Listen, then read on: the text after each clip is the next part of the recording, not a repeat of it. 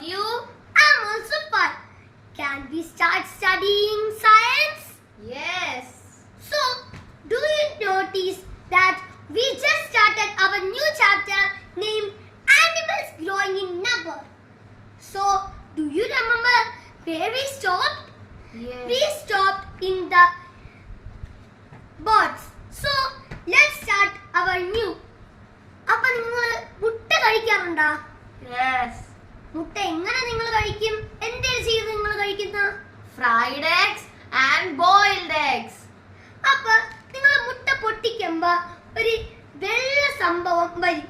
അതിന്റെ പേരാണ് ആൽബുമൻ. അപ്പൊ അതിന്റെ പേരെന്താണ്? Albumen. ആൽബുമന്റെ കൂടെ ഒരാളും കൂടെ വരും. അതിന്റെ പേരാണ് യോക്ക്. അപ്പൊ അതിന്റെ പേരെന്തായിരിക്കും? Yolk. പിന്നെ അത് നമ്മൾ പൊട്ടിക്കുന്ന ഒരു സാധനമുണ്ട്. അതിനെയാണ് നമ്മൾ എഗ് ഷെൽ എന്ന് പറയും. അപ്പൊ എഗ് ഷെൽ എന്ന് പറയുന്നത് എന്തിനാണ്? Hard and protective shell. Okay, അപ്പൊ നമുക്കൊന്ന് വരയ്ക്കാൻ പഠിച്ചാലോ? ഫസ്റ്റ് നമുക്കൊന്ന് എഗ് ഷെൽ വരയ്ക്കാം. ഇത് ചിലപ്പോൾ കറക്റ്റ് ആവണം കേട്ടോ. ദാ യോക്ക് വരച്ചു. ഇത് ഞാൻ പിന്നെ എക്സ്പ്ലെയിൻ ചെയ്തുതരാം. ഇത് യോക്ക് ഇതായിട്ട് ഇത് ചെയ്തേക്കുന്നത്. പിന്നെ നമുക്കിനി ഇത് ഒന്ന് കാണിച്ചു തരാം.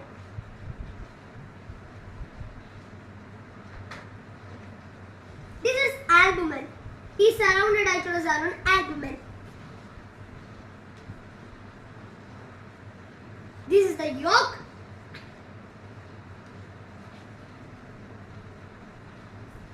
This is the egg shell.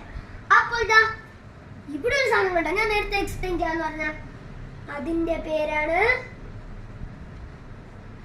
Embryo. അപ്പൊ നമുക്ക് ഒന്ന് ടെക്സ്റ്റ് വായിക്കാം. An egg has a hard protective shell. It contains a yellow yolk which is surrounded by white albumen. The growing baby called embryo is present on the yolk. The yolk contains all the food for the growing embryo. നമ്മൾ ഈ എംബ്രിയോക്ക് വേണ്ടിയുള്ള എല്ലാ ഫുഡും ഇതിലുണ്ട്.